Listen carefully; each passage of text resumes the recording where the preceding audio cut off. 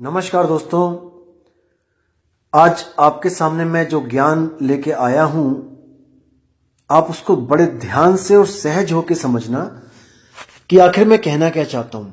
बहुत आसान होगा समझना, लेकिन अगर आप पूरा विवेक लगाएंगे तो, वरना बहुत ज्यादा चांस है कि आप कंफ्यूज हो जाओगे कि मैं कहना क्या चाह रहा हूं। है बहुत इजी, समझना बहुत आसान है, लेकिन जो पुराने अज्ञान की जो परतें चढ़ी हुई हैं उनको उतारने में थोड़ा सा मुश्किल होगा आपको। लेकिन अगर आप पूरा विवेक लगाओगे, पूर्ण विवेक के द्वारा समझोगे तो बात जरा सी होगी, उसको बड़े आराम से समझ सकते हो आप। तो दोस्तों, आज जो आपको ज्ञान मैं बताने आया हूं वो है गीता का ज्ञान। क्योंकि देखो, कई भगत लोग, अब मेरे भाई मुझे मेल करते हैं, मैसेज करते हैं कि गीता में इतने श्लोक में ये लिखा है, गीता में उतने श्लोक में ये लिखा है, इस मंत्र का जाप कर लो, उसका जाप कर लो, ओम तत्सत कर लो। दोस्तों, बहुत कुछ लिखा होता है हर ग्रंथ में, लेकिन आपने दूध और पानी का निबेड़ा करना होता है। हर चीज हर ग्रंथ में भी सही नहीं लिखी होती है। कहने का मतलब वो होती है, लेकिन अलग अलग विद्यार्थियों के लिए अलग अलग ज्ञान होता है। दोस्तों, इसको थोड़ा सा विवेक लगाओगे तो सब समझ में आ जाएगा। ऐसा नहीं है कि नहीं समझ में आएगा। जैसे आपको मैंने बताया कि पवित्र ज्ञान और मूल ज्ञान दोनों अलग अलग ज्ञान हैं। ये ज्ञान देने के वक्त पहले शिष्य को परखा जाता है कि वो उस काबिल है जो उसको ज्ञान दिया जाए।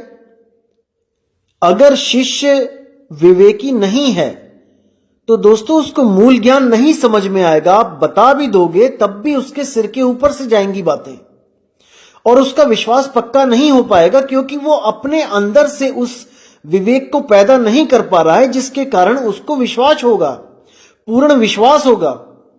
और बिना पूर्ण विश्वास के वो चीज प्रकट हो ही नहीं सकती।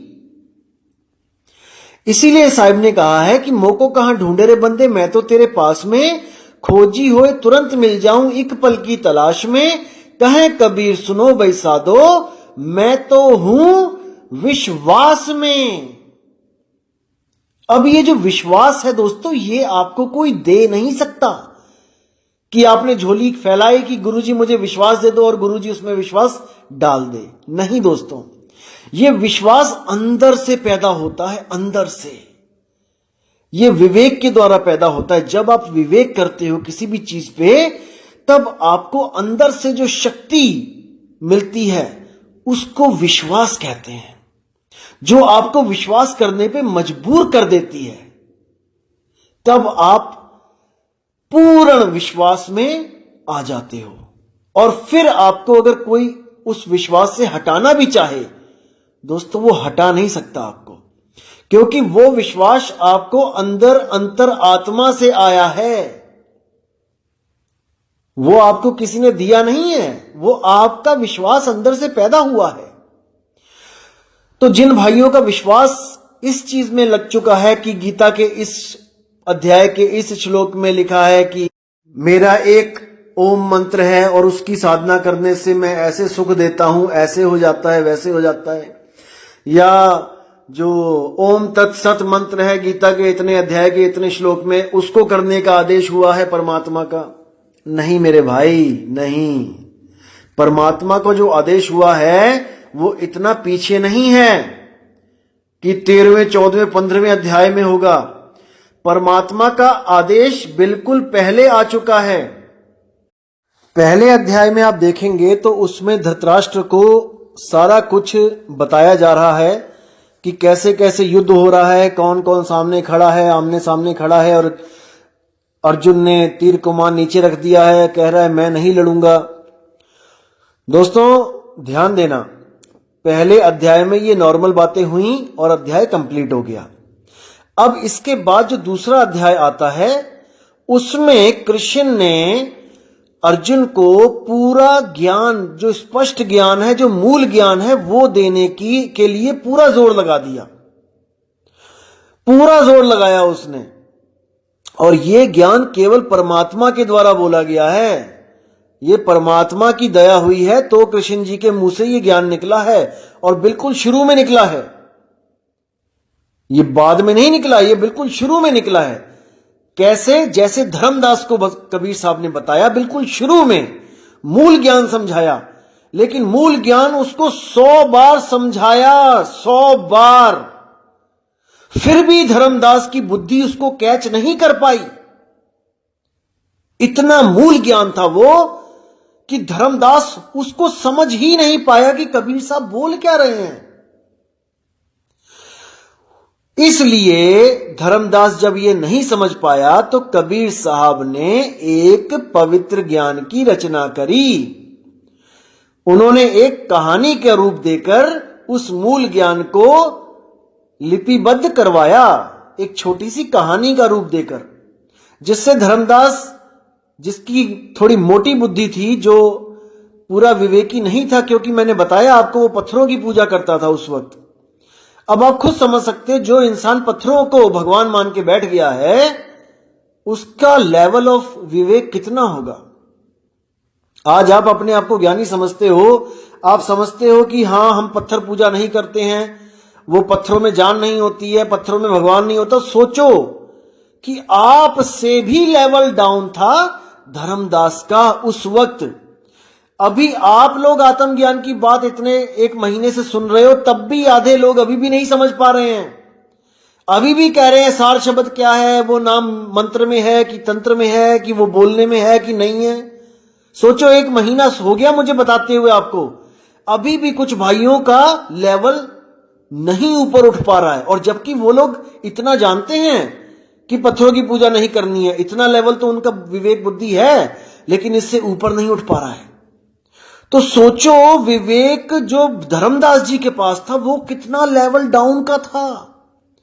उनको मूल ज्ञान कहां से समझ में आ जाएगा जब आपके नहीं दिमाग में जा रहा है वो, जबकि आप कबीरपंथी भी हो, तब भी आप नहीं समझ पा रहे हो। आपने गीता भी पढ़ी है, तब भी आप उस आत्मा के गुण को नहीं समझ पा रहे हो, आत्मज्ञान को नहीं समझ पा रहे हो। तो धर्मदास कैसे समझता, अर्जुन कैसे समझता। तो अर्जुन को भी बिल्कुल शुरू में सबसे पहले मूल ज्ञान दिया गया कि अर्जुन आत्मा के बारे में सुन कि आत्मा कैसी होती है, क्या होती है। आप अध्याय 2 उठाइए और आप कहीं से भी स्टार्ट कर दीजिए। देखिए अध्याय 2 जो है उसका नाम क्या बताया गया है, नाम क्या लिखा है उसका, गीता का सार। सार, सार मतलब निचोड़, सत्य। यानी पूरी गीता में से केवल अध्याय 2 का अध्ययन कर लोगे तो आपको गीता का सार पता लग जाएगा कि गीता का मूल ज्ञान क्या है। अब मैं आपको समझाता हूं कि गीता के अध्याय 2 में क्या लिखा है। अध्याय 2 में जब 16वां श्लोक आप पढ़ोगे, वहां से जो सार का ज्ञान है वो शुरू हो जाता है, आत्मा का ज्ञान। तो क्या लिखा हुआ है कि नास्तो विदते वाला जो आप श्लोक पढ़ोगे तो उसमें देखिए उसका अर्थ क्या है कि तत्वदर्शियों ने यह निष्कर्ष निकाला है। यहां तत्वदर्शी का मतलब है जो सत्य असत्य को जान रहा है। तत्वदर्शियों ने यह निष्कर्ष निकाला है कि असत यानी भौतिक शरीर का तो कोई चिर अस्तित्व नहीं है, किंतु सत्य यानी कि आत्मा अपरिवर्तित रहता है। उन्होंने इन दोनों की प्रकृति के अध्ययन द्वारा यह निष्कर्ष निकाला है, यानी दोनों के बारे में ज्ञान अर्जित करके कि शरीर तो बदलता रहता है लेकिन आत्मा कभी बदलता नहीं है। आत्मदेव वो जैसा है वैसा ही रहता है, जैसा वो बचपन में है वैसा ही वो बुढ़ापे में होगा, वो कभी बदलता नहीं है, क्योंकि वो काल से रहित है, काल से परे है, वो अजन्मा है।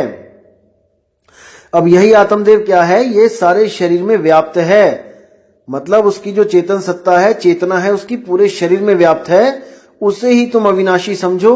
उस अव्यय आत्मा को नष्ट करने में कोई भी समर्थ नहीं है। उस आत्मा को कोई नहीं मार सकता। अर्जुन तू मोह को त्याग और युद्ध कर। अब आप जब 19वां श्लोक पढ़ोगे तो देखो कितना स्पष्ट है। जो इस जीवात्मा को मारने वाला समझता है तथा जो इसे मरा हुआ समझता है वे दोनों ही अज्ञानी हैं, क्योंकि आत्मा ना तो मारता है ना मारा जाता है। यानी कि आत्मा अकर्ता है, वो कभी कोई कर्म नहीं करता। जितने भी कर्म हो रहे हैं ये सब प्रकृति के द्वारा हो रहे हैं, 3 गुणों के द्वारा हो रहे हैं। आत्मा से केवल शक्ति ली जा रही है। मन और तन दोनों का जो है कर्ता धर्ता आत्मा बना हुआ है, आत्मदेव बना हुआ है, और मन और तन दोनों ही आत्मा से शक्ति लेके अपना काम कर रहे हैं। तो आगे 20वें श्लोक में क्या लिखा है कि आत्मा के लिए किसी भी काल में ना तो जन्म है ना मृत्यु है। वह ना तो कभी जन्मा है ना जन्म लेता है और ना जन्म लेगा। वह अजन्मा है, नित्य है, शाश्वत है, पुरातन है। शरीर के मारे जाने पर भी वह मारा नहीं जाता। यह है आत्मा के गुण। यह सार बताया जा रहा है अर्जुन को, लेकिन अर्जुन इन बातों को नहीं समझ पा रहा है क्योंकि उसका विवेक इतना नहीं है। वो एक आम जीव है, आम एक राजा है। वो कोई साधु महात्मा नहीं है जो इन बातों को वो समझेगा। आपने हमने 20-20 साल लगा दिए हैं संत मत में, इसलिए आज हम आत्मा को समझने की कोशिश कर रहे हैं। लेकिन एक आम आदमी आत्मा के गुणों को नहीं समझ सकता भाई। किसी राजा को उठा के, जैसे अब कोई प्रधानमंत्री कोई मुख्यमंत्री है जो पूरा पॉलिटिक्स में रमा हुआ है, आप उसको जाके आत्मा का ज्ञान देने लगोगे, वो सो जाएगा, बोर हो जाएगा। वो कहेगा अरे क्या सुना रहा है भाई कहानी, हमें नहीं चाहिए आत्मा वात्मा, क्योंकि उसका उसमें कोई दिलचस्पी नहीं है, उसके लिए बोरिंग सब्जेक्ट है ये।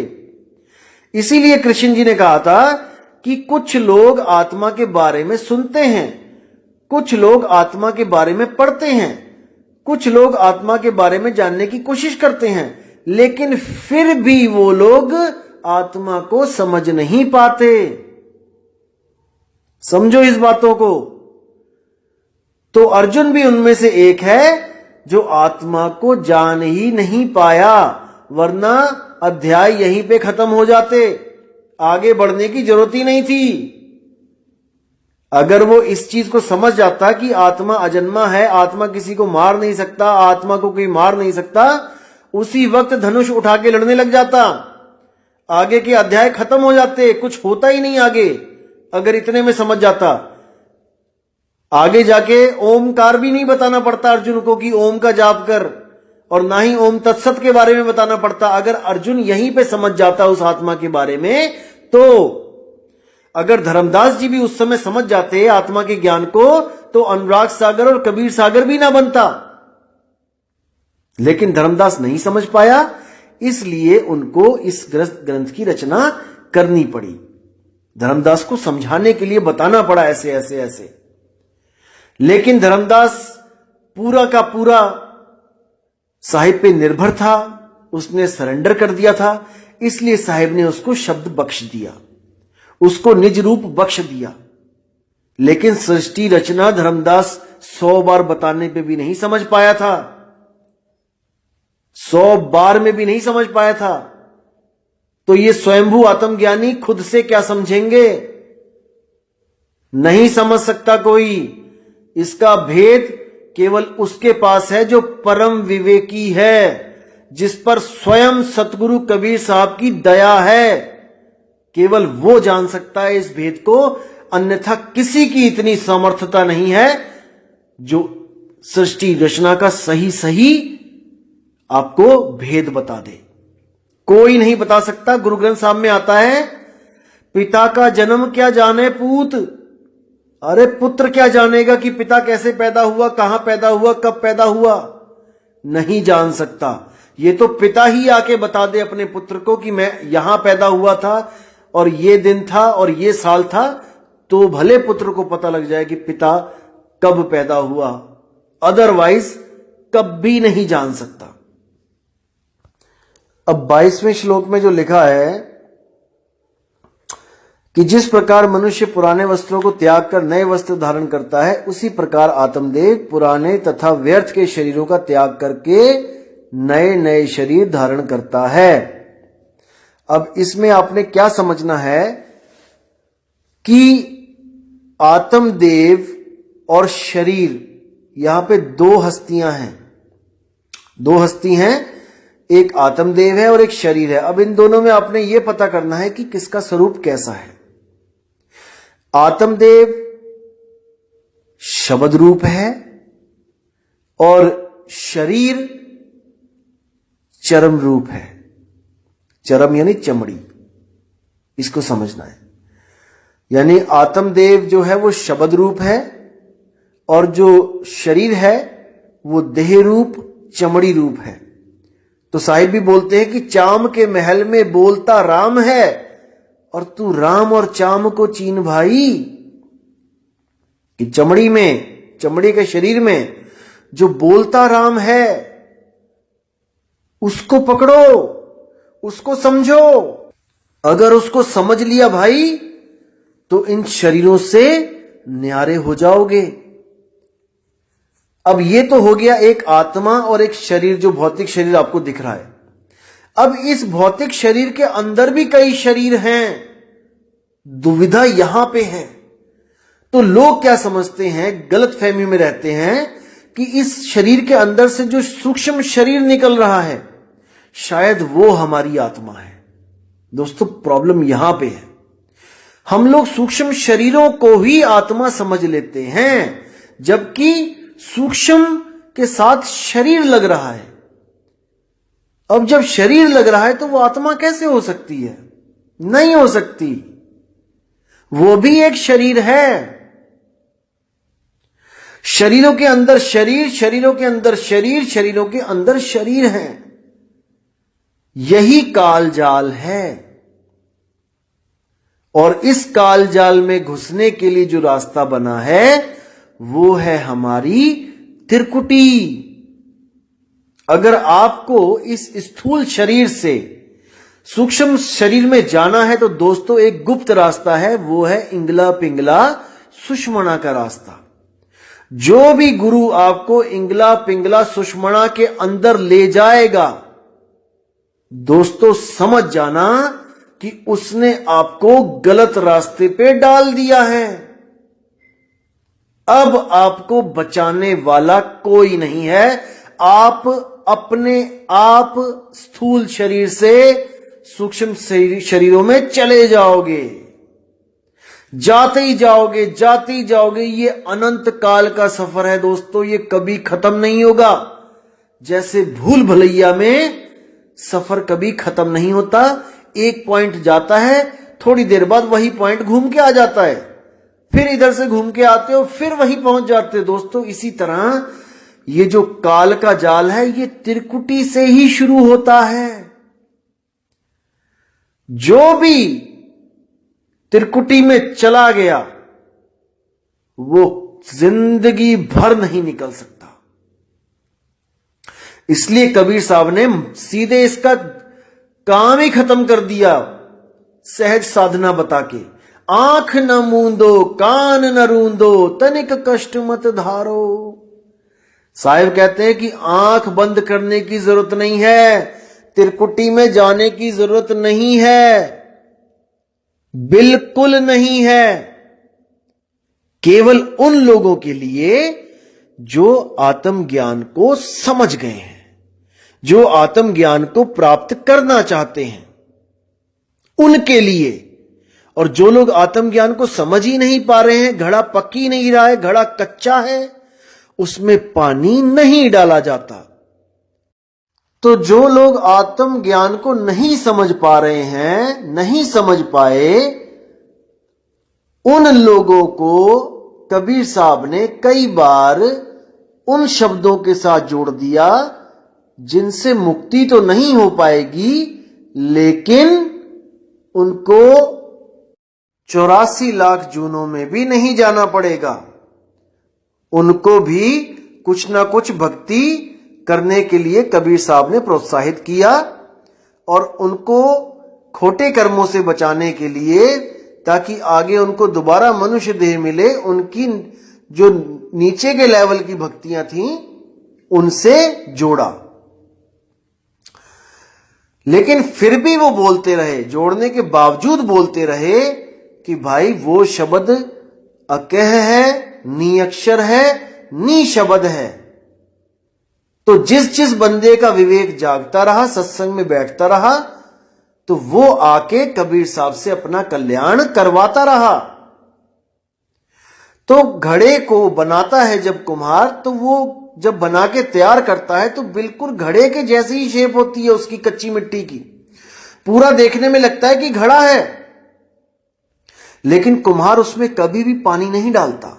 उसको पता है ये घड़ा बना तो दिया है मैंने, लेकिन ये कच्ची मिट्टी है, जैसे ही मैं पानी डालूंगा ये फूट जाएगा, ये गल जाएगा।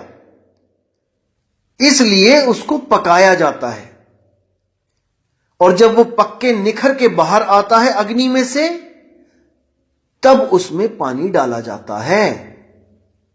यानी कि कबीर साहब किसी को भी पहले सार शब्द नहीं देते हैं, पहले कोई जाप के नाम दे देते हैं कि गुरु गुरु कर भाई, कोई राम राम कर भाई। जैसे हमारे गुरु जी भी पहली बार में सार शब्द नहीं देते हैं, पहली बार में 4 या 5 नाम देते हैं जो जपने में आते हैं, 52 अक्षरी नाम। वो देने का भी कोई मकसद होता है, क्योंकि घड़ा कच्चा है, अभी उसमें सार शब्द दिया जाएगा वो नहीं समझ पाएगा। इसलिए उसको केवल भक्ति से जोड़ने के लिए कुछ नाम दे दिए जाते हैं, और उसके बाद उन्हीं दिए हुए नामों को गलत बता के सार शब्द की महिमा बताई जाती है सत्संग में। जब आप जुड़ोगे, आप देखोगे कि जब आपको प्रथम चरण में जो नाम मिलेगा, उसमें गुरुजी आपको 4 या 5 या कितने भी, जितना उनका मन करेगा वो नाम आपको दे देंगे। वो नाम आपको दे देंगे जपने के लिए कि भाई इसको उठते बैठते जपना। यानी कि आपका मन अब गुरु के नाम में जुड़ना शुरू हो, आपको जो काम बताया गया है आप वो काम करो। और जब आप सत्संग में बैठोगे तब गुरुजी खुद अपने मुखारबिंद से बोलेंगे कि वो नाम बोलने लिखने पढ़ने में नहीं आता।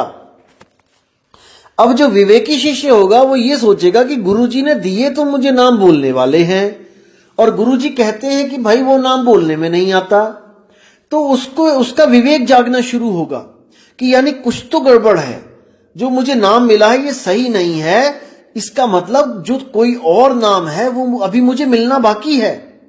जिज्ञासा बनेगी, गुरु से सवाल जवाब करेगा, गुरु उसको संतुष्ट करेगा जवाब दे दे के, साखियां बता बता के।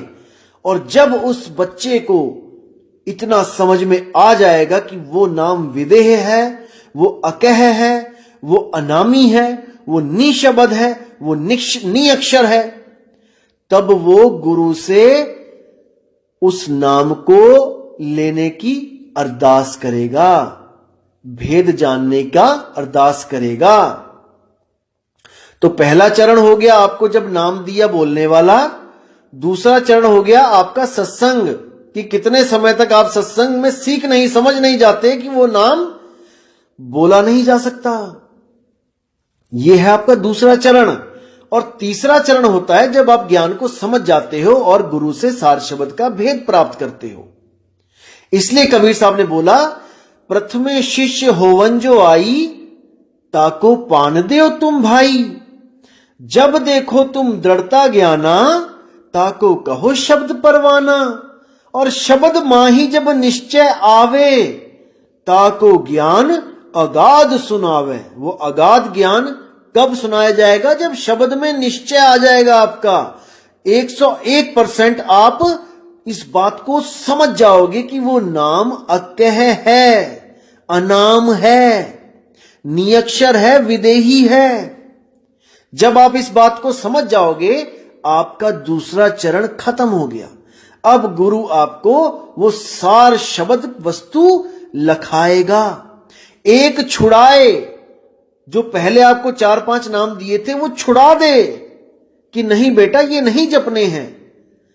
एक लखाए, वो सार वस्तु, वो निज नाम, वो आपका अपना नाम, वो आपको लखाएगा। और जब आप उसको लखोगे तब आपके सारे भ्रम खत्म हो जाएंगे और आप अपने निज स्वरूप को प्राप्त करने के लिए तत्पर हो जाओगे, जुट जाओगे। और जब आपके भाव भक्ति बनेगी, तब परमात्मा की पूरी दया होगी आप पे। दोस्तों, आपकी लगन और परमात्मा की दया, ये दोनों चीज चाहिए, तब जाके भक्ति पूर्ण होती है। परमात्मा दया कर रहा है, 24 घंटे कर रहा है, और आपकी लगन ही नहीं है, तो बात नहीं बनेगी। आपकी लगन लगी हुई है लेकिन परमात्मा आप पर दया नहीं कर रहा है, तब भी बात नहीं बनेगी। इसलिए अरदास भी करना है और भक्ति भी करनी है, दोनों चीज करनी पड़ेंगी। अरदास भी करनी है और अपना फर्ज भी निभाना है, भजन भक्ति भी करनी है और उससे मालिक से दया की भीख भी मांगनी है। और जैसे ही वो प्रकट हो गया दोस्तों, फिर आप ही आप हो, फिर दो नहीं रहे। तू करता तू भया, मुझ में रहा ना हूं, और आपा परखा मिट गया। जब मैंने आपको यानी अपने आप को परखा, आपा परखा मिट गया। क्या मिट गया? सब भरम मिट गया। जित देखूं तित तू, यानी अब मुझे घट घट में मेरा साइया नजर आने लगा। घट घट मेरा साइया, सुनी सेज न कोय, और बलहारी व घट की जिस घट प्रगट होए। हे मेरे परमात्मा, ऐसा कोई घट नहीं है जहां पे आप विराजमान नहीं हो। कक्का केवल नाम है, बब्बा ब्रह्म शरीर, और रारा सब में रम रहा, वाको नाम कबीर। वो है कबीर।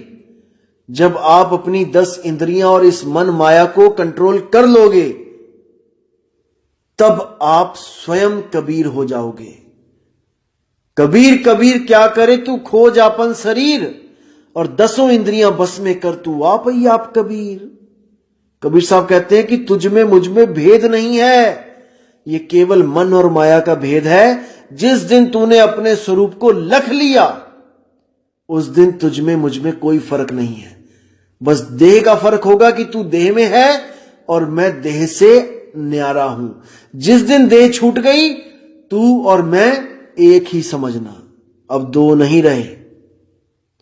तो इन बातों को समझना है दोस्तों, इस ज्ञान को समझना है। ये कबीर साहब का मूल ज्ञान है। ये बहुत बहुत कम लोगों की बुद्धि में जाता है, बहुत कम लोग इसको समझ पाते हैं, इसलिए बिरला बोला गया है इसको, बिरला। अरे लाखन में कोई समझ ना पाई है, कोटि मध्य जानेंगे, कहे कबीर सुनो बैसादो, हमें बिरले हंस पहचानेंगे। कहते हैं 1 लाख लोगों को अगर आप सत्संग करोगे, उनमें तो कोई समझ ही नहीं पाएगा, लाखन में कोई समझ ना पाई है। कोट मध्य जानेंगे, करोड़ लोगों को सत्संग करोगे, उनमें से कुछ विवेकी लोगों को समझ में आएगा ये आत्मज्ञान। और कहे कबीर सुनो बैसादो, मुझे बिरले हंस पहचानेंगे।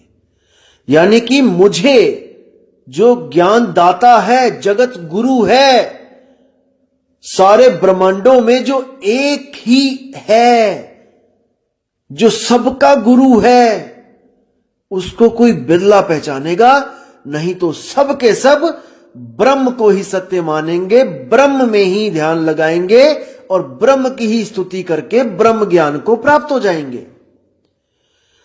पार ब्रह्म ज्ञान तक कोई नहीं पहुंच सकता जब तक स्वयं पार ब्रह्म परमेश्वर आकर अपना भेद ना बता दे, स्वयं आकर हमें हमारा आत्मज्ञान ना दे दे। जब तक कोई नहीं जा सकता, उस पार ब्रह्म अवस्था को प्राप्त नहीं कर सकता। सब ब्रह्म अवस्था में आके ही एको ब्रह्मास्मि कहकर शांत हो जाते हैं, उससे आगे रास्ता नहीं मिलेगा। त्रिकुटी में जो भी गया है वो धुर नहीं पहुंच पाया, नहीं पहुंच पाया। त्रिकुटी के अंदर 5 ब्रह्म हैं, अवस्थाएं हैं, 5 ब्रह्म अवस्थाएं हैं। मैं अगली बार ये शब्द खोलूंगा, संतों सब शब्दे शब्द बखाना, शब्द फांस फंसे सब कोई शब्द नहीं पहचाना। इसमें 5 शब्दों का वर्णन है और वही 5 ब्रह्म अवस्थाएं हैं। मैं उनको अच्छी तरह खोलूंगा आपको, ताकि आपको कर नैनो दीदार महल में प्यारा है उस शब्द को समझने के लिए एक पौड़ी मिल जाए। जब इस शब्द को समझ जाओगे तो कर नैनो दीदार का जो अगला पार्ट आएगा उसको समझने में आपको देर नहीं लगेगी। इसलिए मैं उसको डिले कर रहा हूं, क्योंकि उसको समझाने से पहले मुझे आपको और भी चीजें समझानी हैं जिसके द्वारा आप उसको समझ पाओगे। जैसे दोस्तों मैथ के जो सवाल होते हैं, टीचर सबसे पहले आपको फार्मूले सिखाता है, फार्मूले सिखा देगा, फिर आपको किसी भी अध्याय से कोई भी सवाल निकाल के दे देगा। आपने उस सवाल को फार्मूले के द्वारा सुलझाना है। अगर वो फार्मूले ना बताएगा और आपके सामने सवाल रख दे तो आप उलझ जाओगे। इसलिए आपको मैं सारे फार्मूले बताऊंगा और उसके बाद में सारे ज्ञान को खोलता जाऊंगा पौड़ी दर पौड़ी, ताकि आपको कंफ्यूजन ना हो। क्योंकि मुझे सुनने वाले सब विवेकी नहीं हैं। मुझे पता है अगर 3000 बंदा आज जुड़ा है तो उसमें मैं केवल 2% को विवेकी मानता हूं दोस्तों। 2% मान के चलो, इससे ज्यादा विवेकी नहीं है। सुन भले रहे हैं मुझे, लेकिन 50-60 लोगों से ज्यादा कोई भी नहीं समझ पा रहा है इस ज्ञान को। गारंटी के साथ कह रहा हूं मैं। 50 भी मैंने बहुत ज्यादा बोल दिया। और ये वो लोग हैं जो पिछले जन्मों में सत्संगों में बैठे हैं, आत्मज्ञान के सत्संगों में बैठे हैं, लेकिन अपनी भक्ति पूर्ण ना कर पाने के कारण दोबारा मानुष चोले में आ गए हैं और वही ज्ञान उनको आगे दोबारा प्रकट हो रहा है, ताकि वो अपनी भक्ति को दोबारा से स्टार्ट करके पूर्ण कर सके। तो दोस्तों गीता के ज्ञान पे आते हैं। आज मैं गीता में आपको जो सार है गीता का वो बताना चाहता था। जब अर्जुन को सारा ज्ञान कृष्ण जी ने आत्मा का ज्ञान दिया, वो समझ नहीं पाया, उसका मोह भंग नहीं हुआ, वरना उसी वक्त वो धनुष बाण उठा लेता और उसके बाद 3रा, 4था, 5वां, 6ठा से लेके आगे के अध्याय कोई बोलने की जरूरत ही नहीं थी, क्योंकि ये अध्याय बोलने का मकसद केवल उसका मोह भंग करना था, जो विराट रूप देखने के बाद उसका भंग हुआ। जब देखा उसने कि सबको मारने वाला ये काल सबको खा रहा है और यही खा रहा है, यही पैदा कर रहा है, तब जाकर उसका मोह भंग हुआ कि मैं सच में किसी को नहीं मार रहा हूं, ये तो सब इनके द्वारा मारे जा चुके हैं। तो दोस्तों दूसरा अध्याय आत्मज्ञान के ऊपर है, पूरा इसको अच्छी तरह आपने पढ़ना है। अब मैं मुद्दे पे आता हूं कि आत्मज्ञान आखिर क्या चीज है। क्या बोला आत्मज्ञान के बारे में कृष्ण जी ने, जो ये अधूरे गुरु आपको नहीं पढ़ा रहे हैं। क्योंकि अगर इन्होंने ये दोहे, ये श्लोक आपके सामने रख दिए तो इनकी धूप अगरबत्ती की दुकानें नहीं चलेंगी, इनकी 7-7, 8-8, 10 हजार की आरतियां नहीं होंगी, लाख लाख रुपए का यज्ञ नहीं होगा। इसलिए आपको अज्ञान में रखा जाता है, ज्ञान से दूर। आपको इन अध्याय के बारे में तो बताया ही नहीं जाएगा, जो मैं आज आपको खोल के बताऊंगा दोस्तों।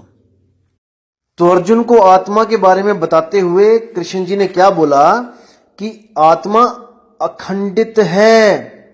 23वां श्लोक देखना दोस्तों, साफ कहता है कि यह आत्मा ना तो कभी किसी शस्त्र द्वारा खंड खंड किया जा सकता है यानी काटा जा सकता है, न अग्नि द्वारा जलाया जा सकता है, न जल द्वारा भिगाया जा सकता है, वायु द्वारा न सुखाया जा सकता है। तो आपको काल भूनेगा कैसे? मुझे एक बात बता दो, काल तपत शिला पे भूनेगा कैसे? जब उसको जलाया ही नहीं जा सकता तो भुनेगा कैसे? भूनने का मतलब होता है जलने के बाद रंग बदल जाना। जैसे आप कुछ भूनते हो, भुट्टा भूनते हो, शुरू में वो पीला होता है और उसके बाद वो काला हो जाता है। तो जब आत्मा को जलाया नहीं जा सकता तो भूनेगा कैसे? दोस्तों भूना जाता है शरीर, आत्मा नहीं भूना जाता है। फिर समझ लो अच्छी तरह, आत्मा और शरीर में आप लोग कंफ्यूज हो। सूक्ष्म शरीरों को भी जलाया जा सकता है, काटा जा सकता है। आप लोग सपने देखते हो, सपनों में क्या आता है? सूक्ष्म शरीर आते हैं, उसमें कुत्ते पीछे पड़ जाते हैं, शेर पीछे पड़ जाते हैं, आपकी गर्दन कट जाती है, आपके हाथ कट जाते हैं, बहुत कुछ होता है। लेकिन वो भी सूक्ष्म शरीर है जो आत्मा के द्वारा ही चलाया जा रहा है। अगर आपने आत्मा को जान लिया तो सब तरह के शरीरों से मुक्ति हो जाती है। इसको समझो। अगर आत्म ज्ञान में आ गए फिर किसी भी शरीर में नहीं जाना। देह छोड़ते हुए अगर आपके शरीर से सूक्ष्म शरीर निकल गया तो दोस्तों आप 100% किसी भी गर्भ में जाओगे ही जाओगे, कोई नहीं रोक सकता आपको। इसलिए कबीर साहब कहते हैं कि अपने आप को पहचान ले, तू एक आत्मा है। और जब तू अपने आप को पहचान लेगा तो इस शरीरों को, इन सारे शरीरों को कपड़े की तरह उतार देगा। शरीरों में से कुछ नहीं निकलेगा, कुछ निकालना ही नहीं है। अरे ना कहीं आना ना कहीं जाना, आपे में आप समाना। अगर सूक्ष्म शरीर निकलेगा तो वो कहीं जाएगा, और अगर वो कहीं जाएगा तो इसका मतलब आप अभी सत्य को नहीं प्राप्त कर पाए हो, आप तो आने जाने में लगे हो। इसीलिए नामदेव जी ने बोला है कि ना कहीं गया ना आया, साफ बोल दिया उन्होंने। क्योंकि उन्हें घर बैठे, अपने घर बैठे बैठे आत्म स्वरूप मिल चुका था। उनकी सुरती आत्मा में रमी हुई थी, अकाल में रमी हुई थी। वो सब शरीरों से न्यारे हो चुके थे। तो इसी में जब अर्जुन को बताया गया कि आत्मा अखंडित है, अघुलनशील है, उसको ना तो कोई जला सकता है ना कोई उसको सुखा सकता है, बहुत कुछ बताया, लेकिन अर्जुन का मोह भंग नहीं हुआ। अब उसको लानतें भी दी गई कि तू अगर ऐसे नहीं लड़ेगा तो लोग कहेंगे कि ये तो कायर है, ये डर गया, ये बेकार है, ये कलंक है राजपूतों पे, क्षत्रियों पे, बहुत कुछ बोला। दोस्तों फिर भी उसका मोह भंग नहीं हुआ, फिर भी वो लगा रहा मेरे दादा है, मेरा चाचा है, मेरा मामा है। तब दोस्तों दूसरा अध्याय खत्म हो गया, यानी कि अब अर्जुन को सार नहीं समझ में आया, चैप्टर क्लोज। अब उन्होंने आगे भक्ति के बारे में बताया कि अगर आत्मा की भक्ति की जाए तो क्या होता है। और जो ज्ञान में पुरुष रहते हैं, ज्ञान अर्जित करने के लिए जो तत्पर रहते हैं, वो दो तरह के पुरुष होते हैं। तीसरे अध्याय का तीसरा श्लोक जब आप पढ़ोगे उसमें साफ लिखा है कि हे अर्जुन, मैं पहले ही बता चुका हूं कि आत्म साक्षात्कार का प्रयत्न करने वाले दो प्रकार के पुरुष होते हैं। कुछ इसे ज्ञान योग द्वारा समझने का प्रयत्न करते हैं तो कुछ भक्तिमय सेवा के द्वारा। अब इन दोनों के सार को समझना है दोस्तों, क्या होते हैं ये दोनों प्रकार के जो भगत होते हैं। एक समझते हैं ज्ञान योग से, जो ज्ञानी पुरुष हैं, जो विवेकी लोग हैं, वो तो सीधे सत्य को पकड़ लेते हैं। वो तो इतने विवेकी होते हैं कि आत्मा के ज्ञान को एकदम जच जाता है उनके मन को, और वो आत्म ज्ञान में रम जाते हैं। और जो दूसरे होते हैं वो होते हैं अविवेकी, जिनकी बुद्धि बालक के समान होती है। दोस्तों भक्ति तो उनसे भी करवानी है ना, अगर भक्ति नहीं करेंगे तो वो 84 में चले जाएंगे। इसलिए उनको सार भक्ति नहीं बताई जाती है, उनको कोई छोटी मोटी भक्तियों में लगा दिया जाता है ताकि इनका मन वहां पे लगा रहे। जैसे जब लड़की छोटी होती है तो गुड्डे गुड़ियों में ही वो खुश रहती है, उनकी ही शादियां करती रहती है, बहुत खुश हो जाती है। और जब वो बड़ी लड़की, जब उसकी शादी होती है और सच में उसके जिंदगी में कोई लड़का आ जाता है तो उसको कोई गुड्डे गुड़िया दे खेलने को तो वो नहीं खेलेगी। अब उसके सपनों का राजकुमार उसको स्वयं मिल चुका है, अब वो गुड्डे गुड़िया में क्या खुशी ढूंढेगी। इसी तरह लेवल का फर्क होता है बुद्धि का। कुछ लोग ज्ञानी होते हैं जिनको केवल सार से मतलब होता है, और कुछ अज्ञानी होते हैं जो कुछ भी पकड़ाने पे कुछ भी पकड़ लेते हैं। कोई भी भक्ति दी जाए उसी में खुश हो जाते हैं, कोई पत्थर पुजवा दे तो उसी को भगवान मान लेते हैं। देख लो दुनिया कितनी कितनी पत्थरों को पूजने वाली पड़ी है, वो भी तो भक्ति कर रहे हैं ना, क्योंकि उनके गुरु ने उनको वो पकड़ा दिया है, पत्थर पकड़ा दिया है, तो वो पत्थरों को भगवान मान रहे हैं। सोचो, अगर आपको कोई कहे कि पत्थर की पूजा कर लो, आप कबीरपंथी हैं, इसमें 80 से 90% कबीरपंथी सुनते हैं मुझे, अगर मैं उन लोग को बोलूं कि भाई पत्थर पूज लो, तो आप नहीं पूजोगे। क्यों? दुनिया तो पूज रही है। क्योंकि आपका विवेक का लेवल बढ़ चुका है मेरे भाइयों, इस बात को समझो। बच्चा जब स्कूल में एडमिशन लेता है तो सारी उम्र पहली क्लास में थोड़ी नहीं रहता है, वो आगे से आगे बढ़ता रहता है, विवेक बढ़ता रहता है, क्लासें बढ़ती रहती हैं। तो पहले 2 अध्यायों में गीता के दूसरा और तीसरा, इसी में सार है। अगर ये दोनों समझ लिए दोस्तों, आगे बढ़ने की जरूरत ही नहीं है, आगे का लेक्चर सुनने की जरूरत ही नहीं है। आगे का लेक्चर उसके लिए बनाया गया है जो इन दोनों में भी सार को नहीं पकड़ पाए। जब अर्जुन दोनों अध्यायों में भी नहीं समझ पाया तो अर्जुन को कहीं तो लगाना था ना। अर्जुन सबसे प्रिय था कृष्ण जी का, उसको 84 में थोड़ी नहीं ढकेलना था, इसलिए उसको आगे से आगे और लो लेवल का ज्ञान देते चले गए कि कुछ तो समझेगा ये। तो आगे जाके जब विराट रूप दिखाया, जब किसी ज्ञान को भी नहीं समझ पाया तो विराट रूप दिखाना पड़ा, विराट रूप दिखाया, तब जाके उसका मोह भंग हुआ।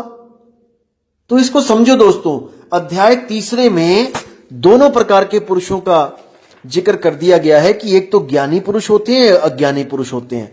जो ज्ञानी पुरुष होते हैं वो क्या करते हैं, वो केवल और केवल आत्मा को जानते हैं, केवल आत्मा को। आप तीसरे अध्याय का 17वां श्लोक पढ़िए, क्या लिखा है। उससे पहले भी पढ़िए, 15, 14, 15 भी पढ़िए, कि उसमें नियत कर्मों के बारे में है कि वेदों में नियमित कर्मों का विधान है और ये वेद साक्षात श्री भगवान से प्रकट हुए हैं, फलता सर्वव्यापी ब्रह्म यज्ञ कर्मों में सदा स्थित रहता है। ये 15वां श्लोक है कि वेदों के द्वारा नियमित कर्मों को करो, जैसे वेदों में लिखा है उसको भी करो, क्योंकि इसमें दोनों तरह के पुरुषों का जिक्र है, तो ये भी बताया जा रहा है साथ में, क्योंकि दोनों ज्ञान रखे जाएंगे इसी अध्याय में। तो लेकिन ये हो गया नियमित कर्म, जो वेदों के द्वारा यज्ञ करो, जप करो, मंत्र करो, माला फेरो, जो मर्जी करो वेदों के द्वारा। और एक है आत्मज्ञान, वो है 17वां श्लोक। उसमें क्या है कि किंतु जो व्यक्ति आत्मा में ही आनंद लेता है तथा जिसका जीवन आत्म साक्षात्कार युक्त है और जो अपने में ही यानी कि आत्मा में ही पूर्णतया संतुष्ट रहता है, उसके लिए कुछ करणीय कर्तव्य नहीं होता। बिल्कुल स्पष्ट, यानी कि जो आत्मा में रम गया उसके लिए ज्योत अगरबत्ती, धूप अगरबत्ती, यज्ञ, पूजा, माला फेरना, सब खत्म, सब कुछ खत्म, कुछ नहीं करना, कुछ भी नहीं करना, वो सब कर्म कांड में आ जाता है और आत्मज्ञान कर्म कांड से न्यारा है। तीसरे अध्याय का 17वां और 18वां श्लोक पढ़ लेना, ये पूरी गीता का सार है, आत्मज्ञान का सार है। अगर इन दोनों श्लोकों को आपने समझ लिया दोस्तों, पूरी गीता पढ़ने की जरूरत नहीं पड़ेगी, साइड में उठा के रख देना। केवल 2 श्लोक समझ लो। अगर इन 2 श्लोकों को आप समझ गए तो मान के चलो कि 99% आप कबीर साहब का ज्ञान समझ गए। अब केवल 1% रहता है, वो है आत्मा का भेद, जो गीता में नहीं है। बस गीता को 99% मान के चलो और कबीर साहब के ज्ञान को 100% मान के चलो, तब बात 100% बनेगी। अब देखो 17वें अध्याय में कह दिया कि जो व्यक्ति आत्मा में ही आनंद लेता है, आत्मा में ही संतुष्ट है, उसके लिए कुछ करणीय कर्तव्य नहीं होता। अब जो अगला श्लोक है 18वां, उस श्लोक का जो सार है वो क्या है, गुरु न चेला रहूं अकेला। यही इस श्लोक का सार है। देखिए क्या लिखा है कि स्वरूप सिद्ध व्यक्ति, जो स्वरूप सिद्ध है यानी जिसको आत्मज्ञान हो गया है, स्वरूप सिद्ध व्यक्ति के लिए ना तो अपने नियत कर्मों को करने की आवश्यकता रह जाती है। नियत कर्म क्या होते हैं, जो वेदों में लिखा गया है, जो पुराणों में लिखा गया है। आप 15वां श्लोक देख लेना इसी अध्याय का, उसमें साफ लिखा है कि जो भी वेदों में नियमित कर्मों का विधान है वो श्री साक्षात भगवान द्वारा बोले गए हैं, लेकिन उनको भी करने का कोई प्रयोजन नहीं रह जाता। वो कर्म भी करने जरूरी नहीं रह जाते, उनको भी त्याग दो। कोई ओम नहीं, कोई ओम तत्सत नहीं, कोई मूर्ति पूजा नहीं, कोई माला नहीं फेरनी, 108 माला फेरते हैं, कोई घी के दिए नहीं जलाने, कोई यज्ञ नहीं करना, केवल आत्म सत्ता में रमण करना है। कितना स्पष्ट है, क्या लिखा है? स्वरूप सिद्ध व्यक्ति के लिए ना तो अपने नियत कर्मों को करने की आवश्यकता रह जाती है, ना ऐसा कर्म करने का कोई कारण रह जाता है। कोई कारण ही नहीं बचा कि मुझे ये सब कर्म करने पड़े। उसे किसी अन्य जीव पर निर्भर रहने की आवश्यकता भी नहीं रह जाती है। कितना स्पष्ट कर दिया कि अब आपको जब आत्म स्वरूप को प्राप्त हो जाते हो, उसके बाद आप किसी भी प्रकार की मदद की जरूरत नहीं रह जाती किसी जीव से। कोई कहे कि गुरुजी आपके साथ जाएंगे, नहीं जाएंगे। कोई कहे गुरुजी काल के सिर पे पैर रखवाएंगे वहां जाके, नहीं रखवाएंगे। कोई कहे गुरुजी आपको काल से बचाएंगे, नहीं बचाएंगे, क्योंकि आप स्वयं मुक्त हो चुके हो। आप स्वयं उस अवस्था को प्राप्त कर चुके हो जहां पर काल आपके सामने खुद माथा टेकेगा। समझो इस बात को दोस्तों, आत्मज्ञानी के सामने काल नहीं टिक सकता। कबीर साहब कहते हैं, सत्य नाम पाए जो वीरा, संग रहूं मैं दास कबीरा। मतलब सत्य नाम का मतलब है सत्य स्वरूप। जो सत्य स्वरूप को पा गया वो स्वयं मैं ही बन जाता हूं, वो मैं ही हूं। इसीलिए संग रहूं मैं दास कबीरा। मैं ही जब वो हो गया तो काल आके तो माथा तो टेकेगा ही। राम कबीरा एक भय हैं, कोई ना सके पछाणी। आत्म स्वरूप में रमते ही आपका और परमात्मा का स्वरूप एक सा हो जाता है। अब काल ने कुछ नहीं करना, वो तो माथा टेक के कहेगा, मालिक आपका क्या बिगाड़ू मैं। जैसे आपने देखा था गडरिये ने जब शेर को पकड़ लिया तब तक ही डंडे मार रहा था जब तक उसका स्वरूप नहीं प्राप्त कर लिया था शेर ने अपना। जैसे ही शेर ने अपना स्वरूप प्राप्त किया, अपनी आवाज को बुलंद किया, वो गडरिया डर के मारे उसी शेर से भागा आगे आगे जिस शेर को डंडे मार रहा था। तो बात सारी स्वरूप की है मेरे भाई। स्वरूप को प्रकट करोगे, अपने स्वरूप को पाओगे तो अपने मन से विजय पाओगे। नहीं तो ये मन बहुत बहुत ज्यादा परेशान करने वाला है सबको, A to Z सबको। अभी नहीं समझ में आ रहा दोस्तों, जब कोई बीमारी लग जाएगी तब एक एक आदमी को समझ में आएगा कि इस शरीर को छोड़ने से पहले काश कोई मैंने पक्का घर ढूंढ लिया होता जहां मुझे ठिकाना मिलता। इसलिए विवेक करो, विचार करो, अभी समय है मेरे भाइयों, अभी समय है। तो जब यहां पर भी उसका मोह भंग नहीं हुआ और देखा कृष्ण जी ने कि भाई ये तो मेरे बताने से कुछ समझ ही नहीं रहा है, क्योंकि कई बार क्या होता है, हम लोग समझते हैं कि घर का जोगी जोगड़ा, बाहर का जोगी सिद्ध। घर का बंदा कुछ बताए आपको ज्ञान की बात तो आप कहते हो अरे चल तू क्या बताएगा मुझे।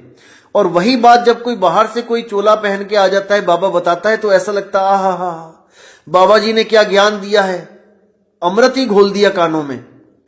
तो जब अर्जुन को देखा कि भाई ये मेरी बात नहीं मान रहा है, शायद मुझे अपना मित्र ही समझ रहा है, इसलिए तो चौथे अध्याय में, तीसरे के बाद जो चौथा अध्याय आता है उसमें उसको अर्जुन को बोला कि तू ऐसा कर भाई कि किसी गुरु के पास चला जा।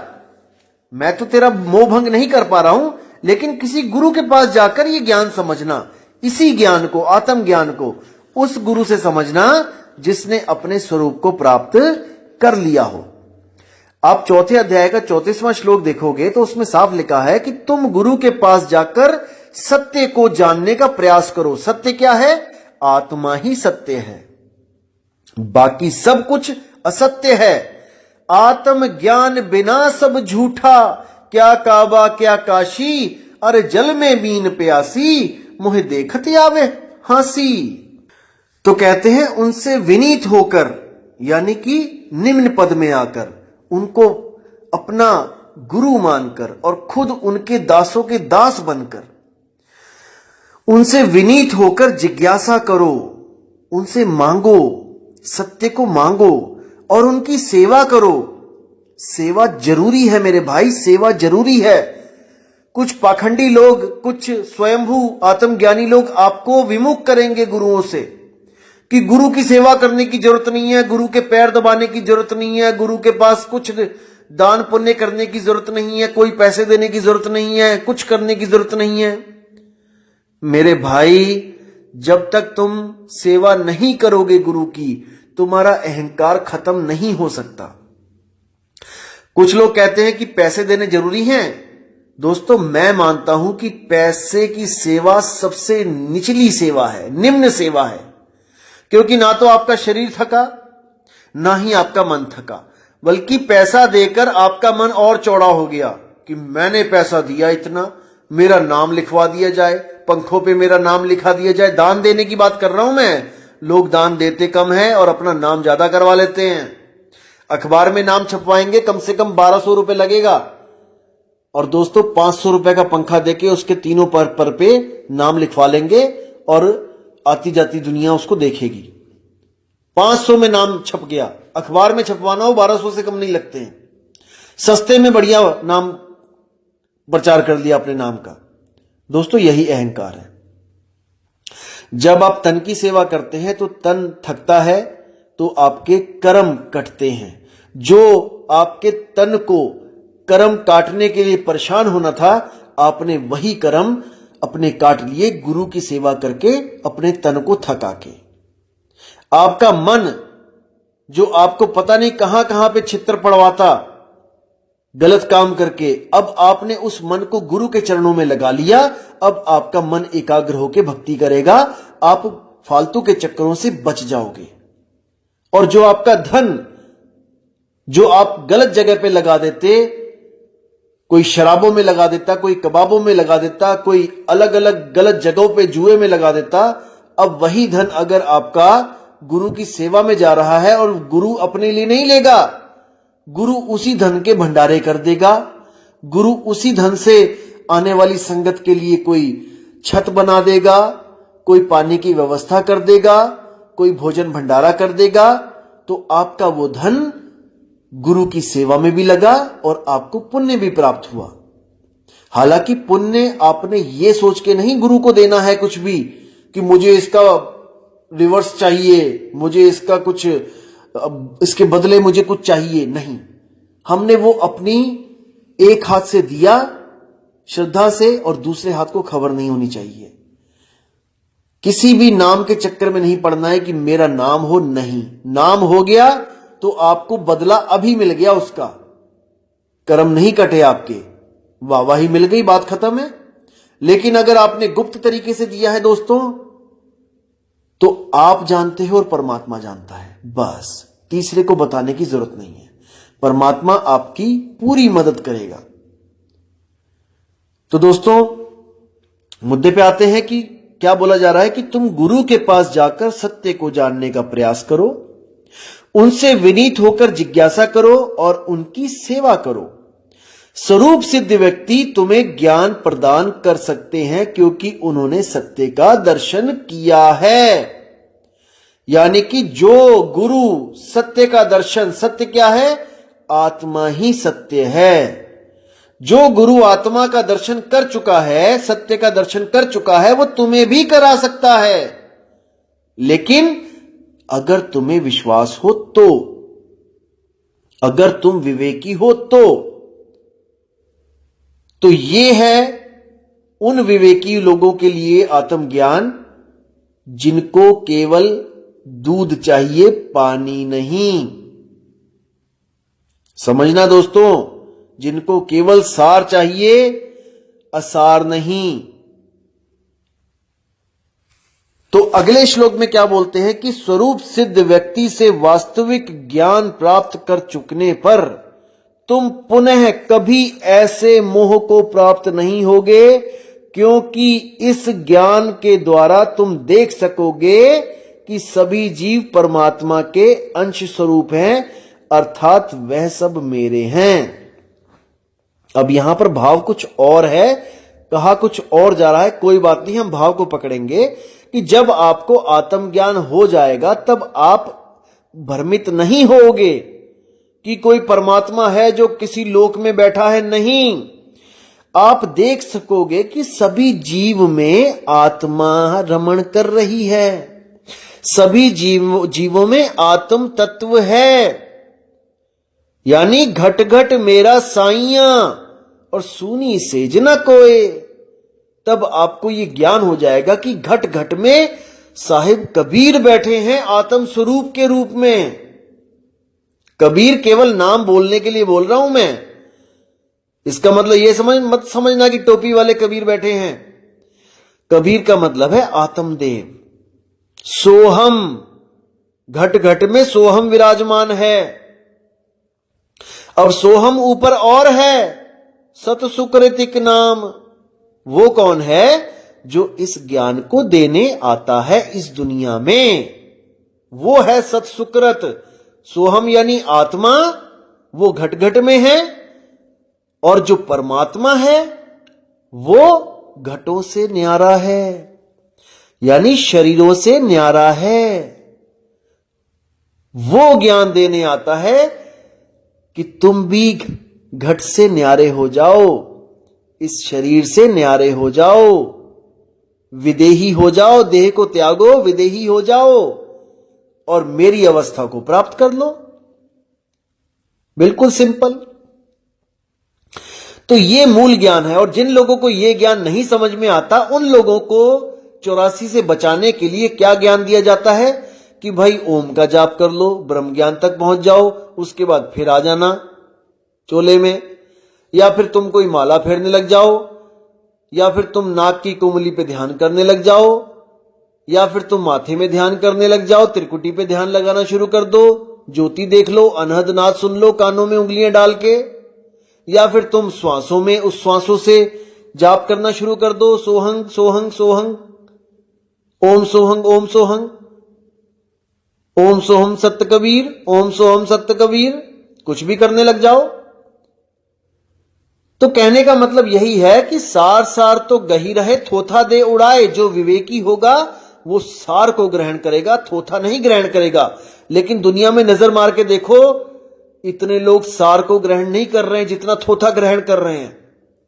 लेकिन कुछ तो कर रहे हैं ना भाई, वो भी कुछ तो करवाया जाएगा। जैसे आपने एंट्रेंस एग्जाम दे दिया एमबीबीएस का, बच्चे देते हैं, बायो के स्टूडेंट्स देते हैं, तो भाई अगर 100 सीटें हैं तो 1000 बच्चा है एडमिशन लेने के लिए जो बैठा है, और एमबीबीएस की 100 सीटें हैं तो 100 को ही मिलेगा ना वो ज्ञान। 101 थोड़ी नहीं चले जाएंगे, उसमें सारे थोड़ी नहीं चले जाएंगे। लेकिन जो 100 के अलावा हैं वो भाई, उनको किसी को बीएएमएस मिल जाएगा, किसी को बीएचएमएस मिल जाएगा, किसी को बीयूएमएस मिल जाएगा, किसी को डेंटल मिल जाएगा। तो कहने का मतलब एमबीबीएस सबको नहीं मिलेगा, लेकिन कुछ ना कुछ तो करना है ना भाई, या कुछ भी नहीं करना है। इसी तरह जितना भी ज्ञान इसमें बोला गया है कि ओम तत्सत, यानी कि दूसरे और तीसरे अध्याय के बाद जो कुछ बोला गया है, कुछ भी बोला गया है, वो सब असार है।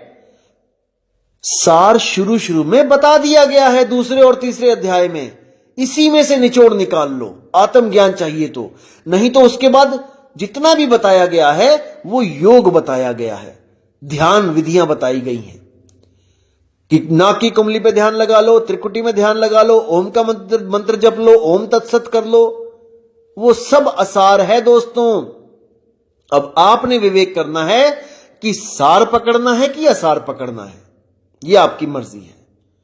सतगुरु ऐसा चाहिए जैसा सूप सुहाए, सार सार तो गही रहे और थोथा दे उड़ाए। अब आप देख लो कि आपने थोथा पकड़ना है या सार पकड़ना है। मैंने तो आपके सामने विवेक रख दिया है, अब आपकी मर्जी है, क्योंकि आपका जीव है। आप देखो कि अपने जीव को कहां भेजना है। जन्म मरण में भेजना है तो ओम तत्सत पे आ जाओ, और अगर सार को पकड़ना है, मोक्ष प्राप्त करना है, तो तीसरे अध्याय का 17वां और 18वां श्लोक अच्छी तरह कंठस्थ कर लो और अपने जीवन में उसको उतार लो। सिंपल सी बात है, सब कुछ आपके सामने है। तो दोस्तों, सत्संग कुछ ज्यादा लंबा हो गया है, तो मैं गीता का ज्ञान आपको पूरा बताऊंगा, क्योंकि कई लोग भ्रमित हो जाते हैं कि गीता में तो बहुत कुछ लिखा है। मैं गीता की एक एक श्लोक आपको बता सकता हूं कि क्या भाव है उसका। देखो दोस्तों, इन बातों को समझना पड़ेगा कि गीता क्या कहना चाह रही है। देखो, अक्षरों को पकड़ते हैं सब, भावों को नहीं पकड़ते। एक एक चीज आपको, एक एक श्लोक ऐसे क्लियर कर दूंगा जिसको समझ के 1% भी आपके दिमाग में दुविधा नहीं आएगी। दोस्तों, बिल्कुल क्लियर हो जाएगा। एक एक श्लोक, एक एक श्लोक ऐसा दिमाग में आपके फिट हो जाएगा कि आपको कोई भ्रमित नहीं कर पाएगा गीता का नाम लेके कि गीता में ये लिखा है, गीता में वो लिखा है। यकीन करना दोस्तों, इतना समर्थ है कि एक एक श्लोक ऐसे कंठस्थ करवा दूंगा उनके सार के साथ कि आपसे कोई ज्ञान चर्चा सपने में भी नहीं कर पाएगा। लेकिन मैं चाहता हूं कि आप केवल सत्य को पकड़ो, क्योंकि सार सार गहे रहो, थोथा दे उड़ाए। हमने थोथे में टाइम वेस्ट नहीं करना है, क्योंकि सांस हमारी एक एक कम हो रही है। इसलिए हमने जल्दी से जल्दी अपना कल्याण करवाना है, आत्मज्ञान में आ जाना है। दोस्तों, आत्मज्ञान से बड़ा कोई ज्ञान नहीं है, कोई ज्ञान नहीं है। इसको समझ जाओ, आत्मज्ञान ही निज नाम है। निज नाम यानी मेरा नाम, मेरा ज्ञान। मैं कौन हूं? मैं एक आत्मा हूं, लेकिन मैं मन और माया के चक्कर में भ्रमित हो गया हूं, इसलिए खुद को नहीं पहचान पा रहा हूं। लेकिन सतगुरु बड़े दयाल हैं, भेद दिया बतलाए, कोटि जन्म का पंथ था, पल में दिया पहुंचाए। ये ओम तत्सत युगों युगों से होता आ रहा है। ये ब्राह्मण लोग ओम तत्सत करते ही आ रहे हैं, लेकिन मोक्ष नहीं मिल रहा, मुक्ति नहीं मिल रही है। मुक्ति केवल और केवल आत्म ज्ञान से मिलेगी दोस्तों। तो दोस्तों, इसी के साथ मैं अब आपसे विदा लेता हूं और आपसे बहुत जल्दी मुलाकात होगी। और मुझे पूरी उम्मीद है कि आप इस ऑडियो से बहुत ज्यादा विवेकी हो जाओगे और गीता का सार क्या है वो भी समझ जाओगे। तो दोस्तों, बहुत जल्दी मिलेंगे आपसे। तब तक के लिए मुझे आज्ञा दीजिए और मालिक से मैं दुआ करूंगा कि आपके विवेक में इतनी बढ़ोतरी होए, इतनी बढ़ोतरी होए कि कोई आपके सामने टिक ना पाए। कौन? जो अपने आप को विवेकी समझते हैं और गीता और वेदों के प्रमाण ले लेके लोगों को भ्रमित करते हैं। आपके सामने टिक नहीं सकते अगर आप तीसरे अध्याय का 17वां और 18वां श्लोक खोल के उनको दिखा दो तो। और ये दिखाना आपने ही है दोस्तों, मैंने नहीं। मैंने तो दिखा दिया जो दिखाना था। अब काम आपका है कि सत्य को पकड़ना है कि असत्य को पकड़ना है। तो ठीक है दोस्तों, अब विदा चाहता हूं मैं। जय गुरु बंदी छोड़ वैराग साहिब जी, जय गुरु बंदी छोड़ मदन साहिब जी, जय जय बंदी छोड़ सतगुरु सत्य कबीर साहिब की सदा ही जय हो। साहिब बंदगी सतनाम।